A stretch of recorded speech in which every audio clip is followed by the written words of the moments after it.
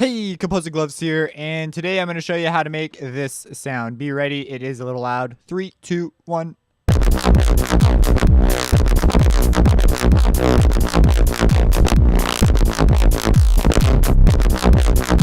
So it is a bandpass bass, and that is all that's going on. It's actually one of the more simple ones, and I made it using harmless instead of harmor for a change, and it's just a different kind of workflow. For me, it's a change. I don't have a series on Harmor yet, but I've got one on Harmless. So I just added the kick in things just to give it a feel. I was just trying to create the sound. In a track, you may have more basses. This could just be a moment.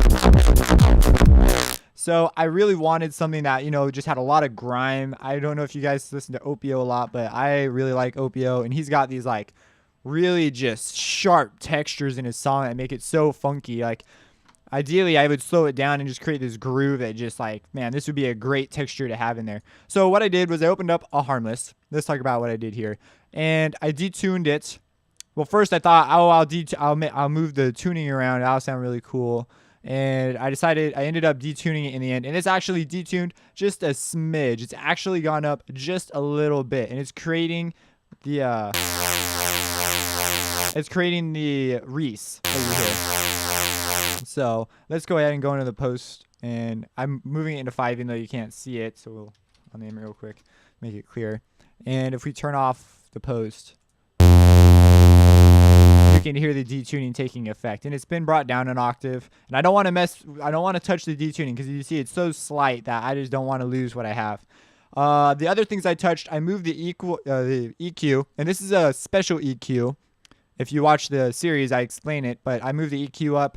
And no subharmonic, so that could be cool. I might actually put that in later. But well, I made some moves that might not be wise to do that.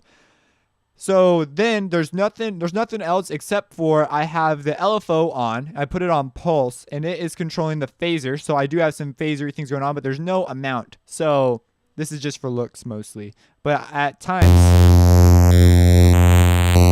I could turn it on and automate it, and it would be a neat texture, but I did not use it in this section anyways. I turned the amount on the harmonizer up ever so slightly, and that was it. And a big move was the compression. I turned heating, and I turned it all the way on. If we turn it off, it's nowhere near. So I just like the feel that compression gives it, and I'm routing it out to track 5. So after I had that, I was like, hey, now I need to make, I want to distort it. And so I did, and I have a video on how this thing works, how the distortion unit works. And this was you get that sound, and I know I'm clipping the crap right now out of my sound, but I really like the way it sounds, so I'm not like throwing a fit about it. But here I'm doing a lot of, so this would be zero crossing when you go up to the front here, and just this kind of shape. Go watch the Wave Shaper tutorial in the FL12 effects series if you're curious to know. And then this is the band pass, and it moves back and forth. It's a big band, and all I'm automating is the movement of this band. I'm not automating the Q factor of the band. So if we were to play it now without the EQ on, it sounds like this. So some people would already be kind of happy with a bass that's got that much grime. It'd be a good electro bass, things like that. But with the bandpass moving back and forth,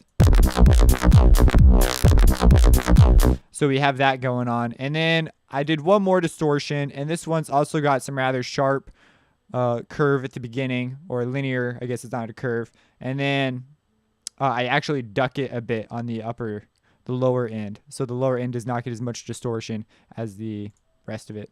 So if we play it now,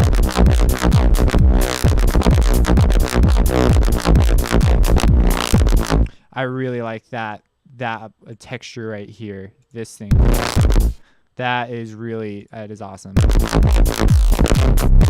And it's really neat to just leave the bandpass where it's at. I didn't get too creative with the automation, but that is how you make this. It's just a simple bandpass bass. It's got some funk, some groove to it. It's got some bite. What other buzzwords can I throw in there to make it sound better? And yeah, so I hope you enjoyed. I hope you learned something about just getting creative with post and the wave shapers. I was thinking about throwing in a compressor. I could probably compress it further, but I'm actually pretty happy with where it's at. Sounds, I've been listening to it over my monitors, and so it sounds way different over headphones. That's another thing when you're working with sound. You got to listen to it on multiple platforms because it could sound so different. Sometimes it's better. This sound actually has quite a bit of mid-range, and so it pops out a lot on phones and things, a bass like this would, versus something on like on my song Don't Look Inside. The drop has so much sub bass. It's like this, your entire college is boom.